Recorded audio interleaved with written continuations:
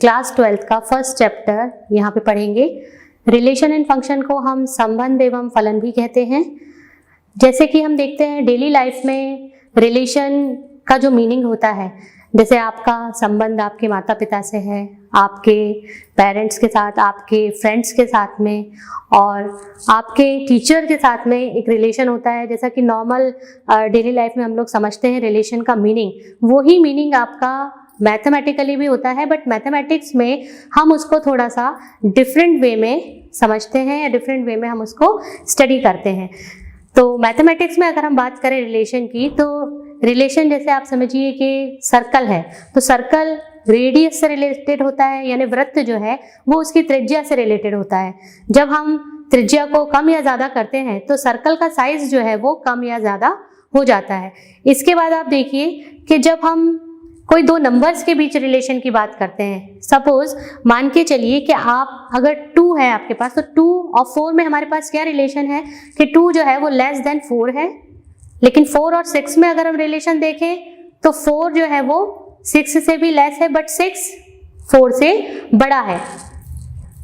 तो हमारे पास जो रिलेशन की अगर हम मैथमेटिक्स में बात करते हैं तो वहाँ रिलेशन अलग टर्म्स में हम पढ़ते हैं। अब हम एक उदाहरण के माध्यम से समझेंगे कि संबंध को हम किस तरह से मैथमेटिक्स में स्टडी करते हैं। देखिए यहाँ पे हमारे पास एक सेट है A इक्वल्स टू 1 2 3 4। सेट हम सभी अपने क्लास 11th में आप लोगों ने भी पढ़ा होगा। तो एक सेट हमारे पास यहाँ पे A है जिसमें हमारे पास 4 पॉइंट्स हैं 1 2 3 एंड 4। अब इसी सेट से अगर हम एक और सेट बनाते हैं, इसी सेट के एलिमेंट से अवयव लेकर, तो हमारे पास सपोज मान लीजिए हमने 2 और 3 ये दो एलिमेंट्स लेकर एक इसका सेट बनाया। तो देखिए इस सेट में A में और B ये दो सेट हमारे पास हो गए। इन दोनों में हमारे पास क्या संबंध है या इन दोनों में हमारे पास क्या रिलेशन है, तो हम इसको कैसे शो करते थे कि B is subset of A, यानी B जो है ये A का सबसेट या जिसको हम बोलते हैं उप समुच्चय है, क्योंकि B को हमने A से ही यहाँ पे लिया है। तो देखिए ये B और A का संबंध जिसको हमने एक मैथमेटिकली सिंबल सबसेट के सिंबल से यहाँ पे शो किया है। तो मैथमेटिकली हम रिलेशंस को जब स्टडी करते हैं तो आप उसको जैसे सबसेट की फॉर्म में, या अगर मान लीजिए आपके पास कोई नंबर है 2 है ना, 2 को हम लेस देन 4 लिखेंगे, तो इन दो नंबर के बीच में क्या रिलेशन आ गया कि 2 जो है वो 4 से लेस है। लेकिन वहीं अगर हम बात करें, इसको थोड़ा सा चेंज करें, तो 4 जो है वो ग्रेटर है किससे, 3 से। तो 4 और 3 दोनों में क्या रिलेशन आ गया कि 4 3 से ग्रेटर है। तो जब हम मैथमेटिक्स में संबंध की बात करते हैं तो कुछ सिंबल्स, कुछ प्रतीक हम यहाँ पे यूज करते हैं या कुछ अलग उसकी डेफिनेशंस रहती हैं। तो आज की क्लास में हम लोग संबंध क्या होता है, संबंध कितने प्रकार का होता है, कुछ सॉल्व्ड उसकी प्रॉब्लम्स हैं जो हम सवाल सॉल्व करेंगे। और आइए देखते हैं इसको एक पिक्चर के माध्यम से भी मैं आपको इसके उदाहरण बताती हूँ, तो आपको संबंध की जो डेफिनेशन है या संबंध मैथमेटिक्स में कैसे यूज होता है वो क्लियर हो जाए। बच्चों अब एक पिक्चर के माध्यम से हम यहाँ पे संबंध को समझेंगे। डेली लाइफ में जब हम संबंध की बात करते हैं तो ये देखिए आप, ये आपका पेरेंट्स के साथ में आपका संबंध, या फ्रेंड्स के साथ में, या टीचर्स और स्टूडेंट का संबंध। और अगर हम मैथमेटिकली इसको देखें तो मैथमेटिकली आप देखिए ये जो सर्कल है हमारे पास, इसमें ये रेडियस हमने देखिए यहाँ पे शो करी है। सर्कल का साइज जो है वो उसकी रेडियस पर डिपेंड करता है। इसी तरह से देखिए 2 और 6 जो दो नंबर्स हैं इनमें क्या रिलेशन है, 2 6 से लेस है, यहाँ 6 जो है वो 4 से ग्रेटर है। तो ये दो नंबर्स के बीच में रिलेशन आ गया। अगर हम वृत्त के क्षेत्रफल की या सर्कल के एरिया की बात करते हैं तो देखिए A equals to pi r square, ये दोनों के बीच में रिलेशन है। इसी तरह से वर्ग समीकरण का भी देखिए आप फॉर्मूला निकालते हैं, जो रूट्स हम निकालते हैं, मूल निकालते हैं इसके, वो भी इस फॉर्मूले से रिलेटेड होता है।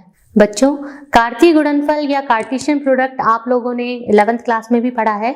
उसको अगर हम एक जनरल एग्जांपल के थ्रू उसको अगर समझने की कोशिश करें, तो जैसे अगर स्टूडेंट्स की हम बात करें तो विद्यार्थियों का रिलेशन विद्यालय से है, टीचर से है, उसकी कक्षा से है। तो जब हम स्टूडेंट को कनेक्ट करते हैं विद्यालय से, टीचर से और उसकी कक्षा से, तो ये अलग अलग हमारे पास ऑर्डर्ड पेयर्स बनते हैं। तो एक डेली लाइफ का एग्जांपल देके मैंने आपको बताया है कि कार्तीय गुणनफल जो है वो कैसे हम उसको परिभाषित करेंगे या कैसे हम उसको अच्छे से समझ सकते हैं। इसके बाद हम आपको इसको डेफिनेशन के थ्रू, एक उदाहरण के थ्रू समझाएंगे। कार्तीय गुणनफल का मतलब है कि कार्तीय गुणनफल बेसिकली संबंध को शो करता है या किसी भी दो चीज़ों के बीच में क्या कनेक्शन है या वो कैसे आपस में कनेक्टेड हैं ये बताता है। तो अभी आप ये देखिए कि एक उदाहरण से हम इसको समझते हैं। तो देखिए हमारे पास कोई सेट है A 2 3 और B दूसरा सेट है AB। अगर हमें इनका कार्तीय गुणनफल लिखना है मतलब A का हर एलिमेंट B के हर एलिमेंट से कनेक्टेड होना चाहिए।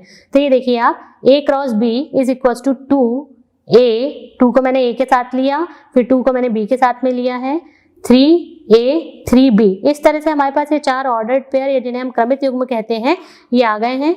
अब आप देखिए यदि A में X अवयव हैं और B में Y अवयव हैं, मतलब अभी हमने यहाँ पे नंबर्स के थ्रू इसको समझा है, अब हम एक जनरल फॉर्म में इसको समझ रहे हैं कि यदि हमारे पास A में X अवयव हैं और B में Y अवयव हैं तो A क्रॉस B में आपके पास X Y अवयव होंगे। इसको एक उदाहरण से भी हम समझ सकते हैं। NA इज इक्वल टू 2, मतलब सेट A में अगर अवयवों की संख्या 2 है, NB इक्वल टू 3, मतलब सेट B में अवयवों की संख्या 3 है, तो हमारे पास उनका जो कार्तीय गुणनफल बनेगा उसमें टोटल अवयवों की संख्या हमारे पास कितनी होगी? 6, यानी हम NA cross B equal to 6 लिख सकते हैं। अब हम लोग संबंधों के प्रकार या टाइप्स ऑफ रिलेशन के बारे में बात करेंगे। संबंध हमारे पास 3 तरह के हैं मेन तो, स्वतुल्य संबंध जिसे हम रिफ्लेक्सिव रिलेशन कहते हैं, और सम्मित संबंध जिसे हम सिमेट्रिक रिलेशन कहते हैं, और संक्रामक संबंध या ट्रांजिटिव रिलेशन। स्वतुल्य संबंध की सबसे पहले बात करते हैं। स्वतुल्य संबंध का मतलब है, अगर मान लीजिए आप शीशे में आप स्वयं खुद को देखते हैं तो आपको क्या दिखाई देता है? उसमें आप खुद दिखाई देते हैं। तो जब हम स्वतुल्य संबंध की बात करते हैं तो उसमें हमारे पास दोनों एलिमेंट्स या ऑर्डर्ड पेयर जो हम लेते हैं उसमें दोनों अवयव इक्वल आने चाहिए, मतलब इक्वल इमेजेस जो आपके पास डोमेन में है वही आपका रेंज दिखना चाहिए। तो ये जो एक मिरर इमेज वाला उदाहरण है ये आपका स्वतुल्य संबंध के लिए बहुत अच्छा उदाहरण है। इसके एक पिक्चर के थ्रू भी हमने दिखाया है कि जो बच्चा है वो देखिए बाहर बैठा है और मिरर इमेज में ये जो देख रहा है तो सिंपल उसी की इमेज इसमें दिख रही है। तो ये स्वतुल्य या रिफ्लेक्सिव रिलेशन कहलाता है। सम्मित की जब हम बात करते हैं या सिमेट्रिक रिलेशन की, तो सिमेट्रिक रिलेशन में अगर हम ऑर्डर चेंज भी कर दें नंबर्स का तो वो इक्वल होना चाहिए। अगर आपने पढ़ा हो तो कम्यूटेटिव लॉ हम लोगों ने पढ़ा है, क्रम विनिमय नियम, उसमें आप देखिए अगर A प्लस बी है वो B प्लस A के इक्वल होता है। तो ये भी आपका एक सम्मित संबंध का उदाहरण है। लंबवत रेखाओं का उदाहरण हमने देखा। समांतर रेखाओं की अगर हम बात करें तो समांतर दो रेखाओं का परस्पर समांतर होना भी एक सम्मित संबंध का उदाहरण है। किस तरह से? ये देखिए यहाँ पे हमारे पास एक रेखा है L और एक रेखा है यहाँ पे हमारे पास M। ये दोनों रेखाएं परस्पर समांतर हैं तो हम इसको लिखेंगे L समांतर है M के, तो M भी समांतर है L के। तो ये देखिए आप सम्मित रिलेशन में क्या होता है कि अगर हमारे पास L पैरेलल है M के तो M को भी L के पैरेलल होना चाहिए। मतलब हमने अगर इन रेखाओं का ऑर्डर यहाँ चेंज किया है तो ये दोनों इक्वल आ रहे हैं। तो ये सम्मित रिलेशन जो है वो आपका पैरेलल लाइंस के लिए भी सेटिस्फाई होता है।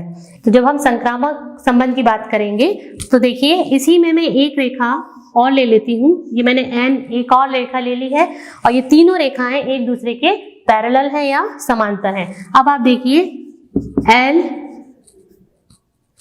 M के समांतर है, M N के समांतर है, तो ये जो रेखा L है ये भी N के समांतर होगी। देखिए L जो है वो M के समांतर है, M N के समांतर है, तो L रेखा N के भी समांतर होगी। ये आपका संक्रामक का रूल या कंडीशन बन गया। मतलब जो आपकी समांतर रेखाओं का जो प्रतिबंध है या समांतर रेखाओं का जो रिलेशन है वो एक संक्रामक रिलेशन भी है।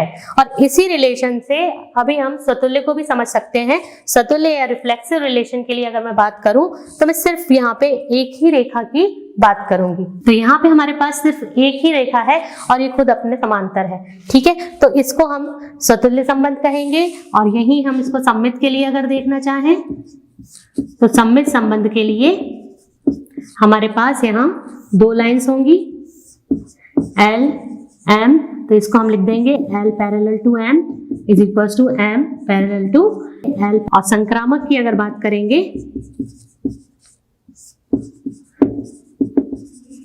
तो हमारे पास यहाँ तीन रेखाएं हैं जो आपस में पैरेलल हैं L M N, इनको हम लिखेंगे L parallel to M, M parallel to N, तब L को N के पैरेलल होना चाहिए।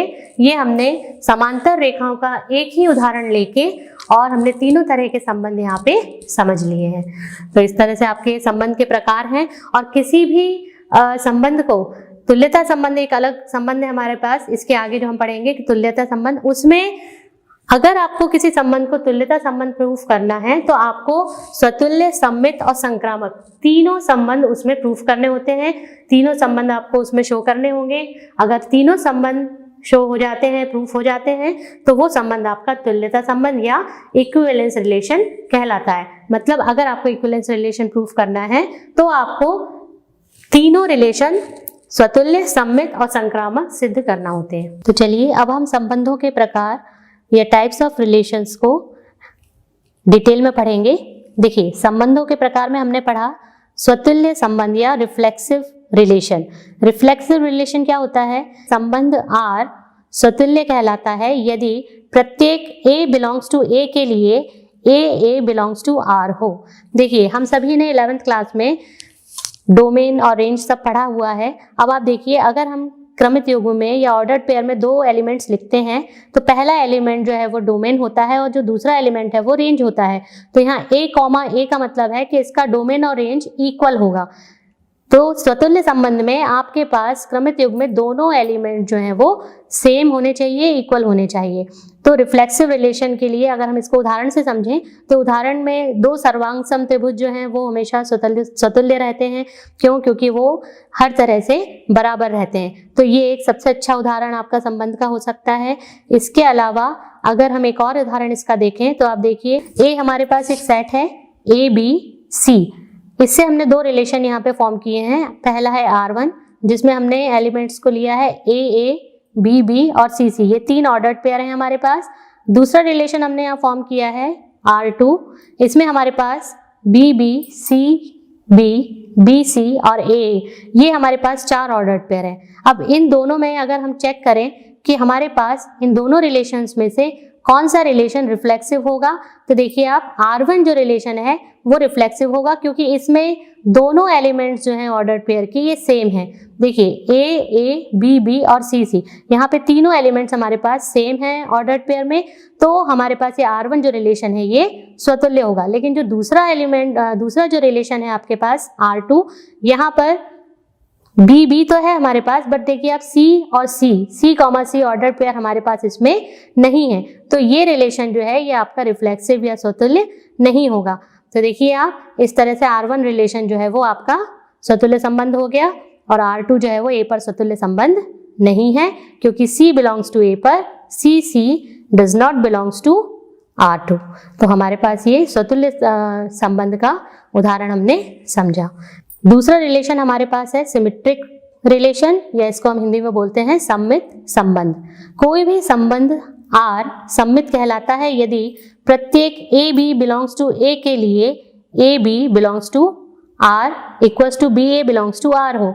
ये देखिए, इसमें हमने क्या किया है, यहाँ पे हमारे पास ऑर्डर पेयर में AB बिलोंग्स टू R था और यहाँ जब हम इसको देख रहे हैं इस ऑर्डर पेयर में तो यहाँ जो एलिमेंट्स हैं इनका ऑर्डर चेंज हो गया है। यहाँ पे पहले AB था लेकिन यहाँ पे इनका ऑर्डर अपोजिट ऑर्डर है। तो AB बिलोंग्स टू R के लिए BA बिलोंग्स टू R होना चाहिए। जनरल लैंग्वेज में अगर हम देखें तो देखिए आप, अगर यहाँ पे जैसे मान लीजिए कोई भी हमारे पास आर्किटेक्चर फॉर्म में अगर कोई मॉन्यूमेंट है तो देखिए जैसे ताजमहल है, तो ये एक सिमेट्रिक ऑब्जेक्ट है। सिमेट्रिक आप लोग बहुत छोटी क्लासेस से पढ़ते चले आ रहे हैं, तो उसमें हमने पढ़ा है सिमेट्रिसिटी के बारे में। अब आप देखिए सिमेट्रिसिटी यानी दो इक्वल पार्ट्स में वो डिवाइड करते हैं, दो हाफ इक्वल हाफ हमारे पास मिलते हैं। तो देखिए अब ताजमहल है, ये आपका सिमेट्रिक है। यहाँ आपका जो ये देखिए बटरफ्लाई का पिक हमने लिया है, यहाँ पे इसको अगर हम डिवाइड करते हैं तो ये इक्वल 2 पार्ट्स में डिवाइड हो जाता है। तो मान लीजिए हमारे पास कोई दो लाइन्स हैं ए बी और सी डी, तो वो अगर एक दूसरे के परपेंडिकुलर होंगी, मतलब ए बी अगर सी डी के परपेंडिकुलर है तो सी डी भी ए बी के परपेंडिकुलर होंगी। लंबवत होने का जो संबंध है ये सममित संबंध कहलाता है। अब देखिए हम पढ़ेंगे ट्रांजिटिव रिलेशन या संक्रामक संबंध के बारे में। संक्रामक संबंध क्या होता है? संक्रामक संबंध का मतलब है कि पहले हम इसको एक उदाहरण से देखते हैं। मान लीजिए कोई 3 भाई हैं ए बी सी, तो ए बी का भाई है, बी सी का भाई है, तो ऑब्वियसली ए जो है वो सी का भाई भी होगा। तो ये संक्रामक रिलेशन या संक्रामक संबंध का एक अच्छा उदाहरण है। इसको मैथमेटिकली हम इसकी डेफिनेशन देख लेते हैं। संबंध आर संक्रामक कहलाता है यदि प्रत्येक a b c belongs to a के लिए a b belongs to R, b c belongs to R, तो a c belongs to R भी होना चाहिए। मतलब ए बी सी अगर किसी सेट ए में बिलोंग करते हैं या उसमें हैं, तो हमारे पास ये क्रमित युग में यहाँ पे इस तरह से रिलेशन इनका होना चाहिए कि ए बी आर में हो, बी सी भी आर में हो, तब ए सी का आर में होना जरूरी है। तो ये हमारे ट्रांजिटिव या संक्रामक संबंध की डेफिनेशन हो गई। अब देखिए बच्चों, अभी हम लोगों ने पढ़ा कि संबंध के 3 प्रकार हैं, स्वतुल्य, सममित और संक्रामक। अभी हम एक नया संबंध यहाँ पे देख रहे हैं, तुल्यता संबंध या इक्विवेलेंस रिलेशन। जब भी कोई संबंध स्वतुल्य, सममित और संक्रामक तीनों संबंधों को सेटिस्फाई करता है, तो वो संबंध तुल्यता संबंध कहलाता है। यानी किसी भी संबंध को तुल्यता संबंध सिद्ध करने के लिए उसका रिफ्लेक्सिव, सिमेट्रिक और ट्रांजिटिव होना जरूरी है। ये देखिए, किसी समुच्चय पर एक संबंध R तुल्यता संबंध कहलाता है यदि यह स्वतुल्य अर्थात x belongs to R for all x belongs to A, सममित अर्थात सिमेट्रिक होगा कब? जब x y belongs to R के लिए y x belongs to R भी होगा, जहां x और y दोनों जो हैं वो किसी सेट A से लिए जाएंगे। थर्ड कंडीशन संक्रामक या ट्रांजिटिव के लिए x y belongs to R और y z belongs to R के लिए x z belongs to R का होना भी जरूरी है, जहां x y z तीनों सेट A से लिए गए हैं। तो तुल्यता संबंध सिद्ध करने के लिए हमें संबंध को स्वतुल्य, सममित और संक्रामक संबंध सिद्ध करना होता है। अब हम देखेंगे रिक्त संबंध या एम्प्टी रिलेशन। रिक्त संबंध से क्या मतलब है? अरिक्त समुच्चय A पर परिभाषित R एक रिक्त संबंध कहलाता है यदि A का कोई भी अवयव A के किसी भी अवयव से संबंधित नहीं है, अर्थात R equals to phi is subset of A cross A। जैसे मान लीजिए, यहाँ हम एक उदाहरण से समझते हैं इसको। हमारे पास A इक्वल्स टू एक सेट है 1 2 3 और R इक्वल्स टू यहाँ पे हमारे पास रिलेशन हमने दिया है x y such that x plus y is equals to 15। यानी अब हम इस रूल के अकॉर्डिंग एक कार्तीय गुणनफल या कार्टेशियन प्रोडक्ट यहाँ पर बनाएंगे, तो वो हो जाएगा आपके पास 1 1 1 2 1 3 2 1 2 2 2 3 3 1 3 2 एंड 3 3। मतलब ये हमने एक पूरा कंप्लीट इसका रिलेशन यहाँ फॉर्म कर दिया है। अब हमको ये देखना है कि जो रिलेशन यहाँ पे दिया है ये रिलेशन इसको फॉलो कर रहा है या नहीं। ऐसे कौन से क्रमित युग्म है जो इस रिलेशन को फॉलो करते हैं।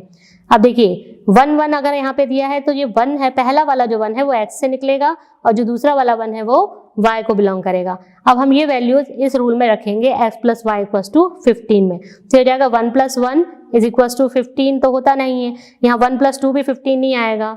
अगर हम यहाँ बात करें 3 प्लस 2 भी 5 है आपका, 3 प्लस 3 भी 6 है। मतलब यहाँ पर कोई भी ऐसा क्रमित युग्म हमें नहीं मिल रहा है जो इस रिलेशन को फॉलो कर रहा हो। इसका मतलब कि ये रिलेशन आपका एम्प्टी रिलेशन या रिक्त संबंध कहलाएगा। चलिए अब हम यूनिवर्सल रिलेशन या जिसको हम बोलते हैं सार्वत्रिक संबंध, इसकी डेफिनेशन देखते हैं। समुच्चय A पर परिभाषित संबंध R एक सार्वत्रिक संबंध कहलाता है यदि A का प्रत्येक अवयव A के सभी अवयव से संबंधित हो, अर्थात R equals to A cross A। एक तरह से अगर देखा जाए तो रिक्त संबंध जो हमने इसके पहले पढ़ा है ये उसका जस्ट अपोजिट है। रिक्त संबंध में A के अवयवों का संबंध A के किसी भी अवयव से नहीं होता, मतलब वहाँ कोई रिलेशन फॉलो नहीं होता। लेकिन यहाँ पे आप देखिए A का संबंध A के प्रत्येक अवयव से होगा, तो ये आपका यूनिवर्सल या सार्वत्रिक संबंध कहलाता है। देखिए बच्चों, अब हम इस चैप्टर से रिलेटेड कुछ प्रॉब्लम सॉल्व करेंगे। यहाँ पे इसमें पहला प्रश्न है, निर्धारित कीजिए कि क्या निम्नलिखित संबंध स्वतुल्य, सममित तथा संक्रामक हैं। मतलब हमको जो समुच्चय दिए हुए हैं या सेट दिए रहेंगे, इसमें हमको चेक करना रहेगा कि जो रिलेशन जो दिया हुआ है ये रिफ्लेक्सिव, सिमेट्रिक और ट्रांजिटिव है या नहीं। इसमें ये समुच्चय उन्होंने दिया है a = 1 2 3 4 5 6 और रिलेशन भी यहाँ पे इन्होंने डिफाइन किया है x y, जहाँ y भाज्य है x से, द्वारा परिभाषित संबंध r है। इसको इंग्लिश में भी देखिए, आप यहाँ लिखा हुआ है, determine whether each of the following relation is reflexive, symmetric and transitive relation are in the set A equals to 1 2 3 4 5 6 as r equals to x y such that y is divisible by x। मतलब relation जो दिया है वो ऐसा है जिसमें x y जो क्रमित युग्म है इसमें y डिविजिबल होगा x से या y भाज्य है x से। अब इसका सॉल्यूशन हम यहाँ पे देखेंगे। देखिए दिया है सेट A हमको गिवन है यहाँ पे, तो यहाँ हमने लिख दिया सेट A और r इक्वल्स टू जो रिलेशन इन्होंने दिया है वो हमने यहाँ पे शो कर दिया x y, जहाँ y भाज्य है x से। अब सबसे पहले हमको इसको स्वतुल्य चेक करना है कि ये संबंध स्वतुल्य है या रिफ्लेक्सिव है या नहीं। तो सबसे पहले हम ये रूल को फॉलो करेंगे। यहाँ पे जो रूल है इसको फोकस करेंगे। रूल क्या कह रहा है कि y को भाज्य होना चाहिए x से। अब हम देखते हैं यहाँ पे हमारे पास जो सेट दिया है इससे हम एक रिलेशन यहाँ पे चेक करेंगे। प्रत्येक संख्या स्वयं से विभाजित होती है, कोई भी संख्या स्वयं से विभाजित होती है। और रिफ्लेक्सिव रिलेशन के लिए हमारे पास जो कंडीशन है वो क्या होती है कि x बिलोंग्स टू r, यानी क्रमित युग्म में या ऑर्डर्ड पेयर में दोनों जो एलिमेंट्स हैं वो सेम होना चाहिए। तो x बिलोंग्स टू r होना चाहिए। और क्योंकि हर नंबर खुद से डिविजिबल होता है तो हमारे पास यहाँ पे 1 1 2 2 3 3 4 4 ये सारे नंबर्स हमको मिलेंगे। इसका मतलब कि जो दिया गया समुच्चय है या दिया गया संबंध है ये स्वतुल्य संबंध होगा। इसके बाद हम चेक करेंगे कि जो दिया गया संबंध है ये सिमेट्रिक या सममित है या नहीं। अब देखिए सममित के लिए हमने कंडीशन पढ़ी थी कि x y belongs to r के लिए y x belongs to r होना चाहिए। तो यहाँ पे हम चेक करेंगे। देखिए 2 4 belongs to r, 2 4 belongs to r मतलब यहाँ देखिए आप 4 जो है यानी y के प्लेस पे 4 है, x के प्लेस पर 2 है, तो जो 4 है वो 2 से विभाजित हो रहा है तो 2 4 r में आएगा।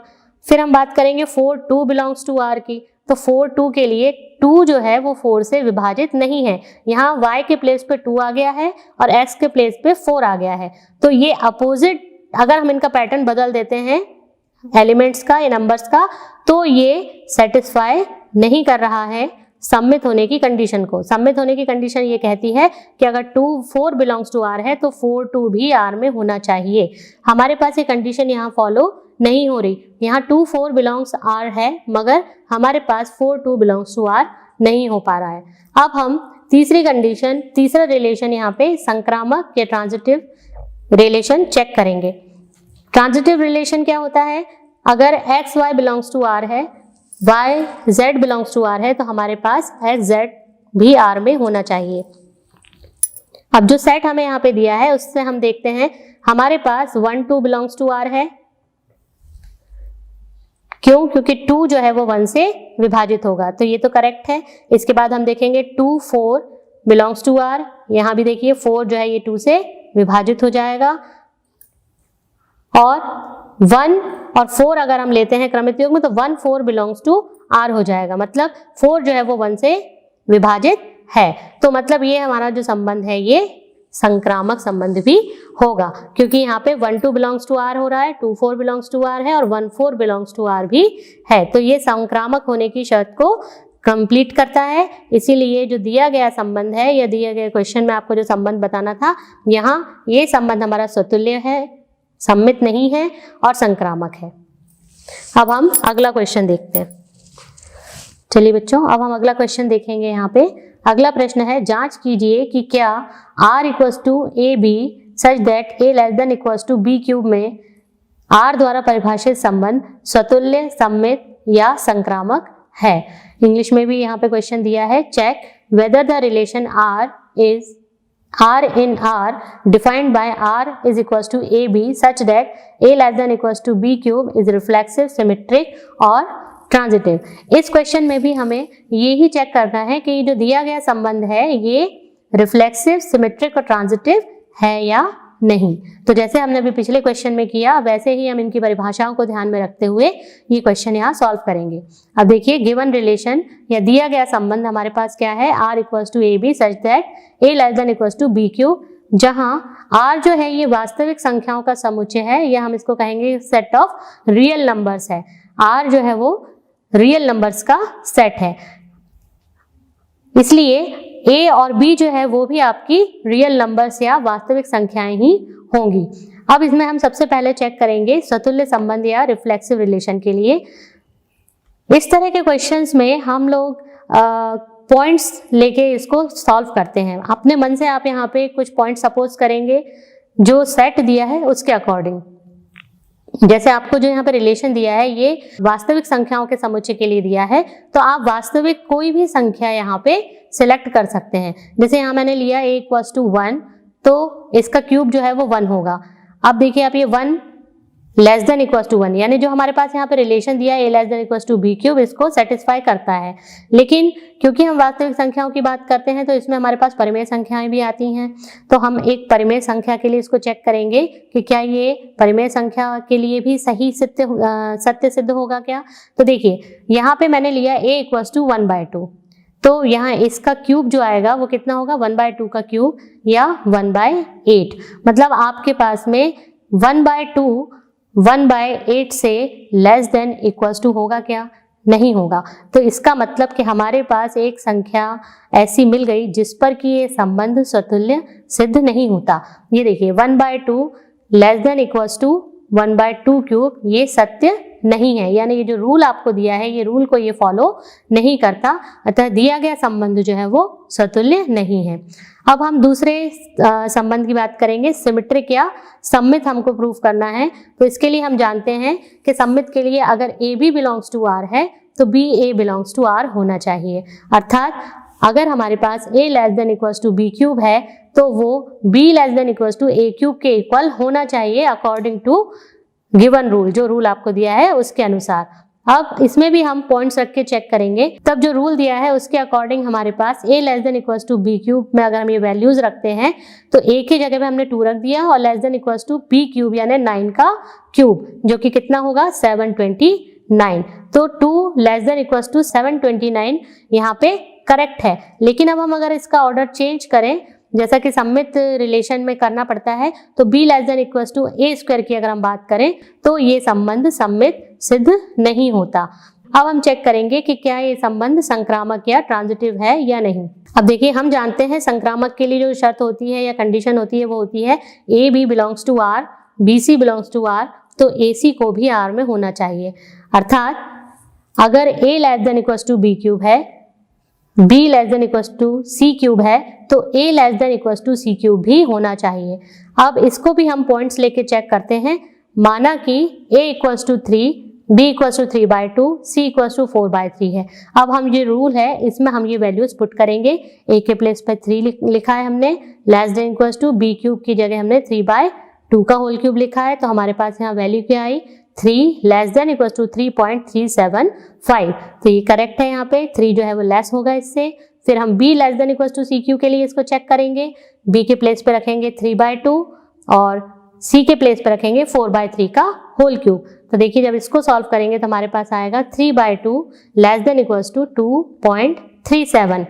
पर जब हम a less than equals to c cube के लिए चेक करेंगे तो देखिए a की वैल्यू हमने 3 रखी है और c की 4/3 थी, तो यहाँ पे जब हम इसको सॉल्व करेंगे हमारे पास आएगा 3 लेस देन इक्वल्स टू 2.37। लेकिन ये तो सत्य नहीं है या ये करेक्ट नहीं है। इसका मतलब जो दिया गया संबंध है ये संक्रामक नहीं होगा।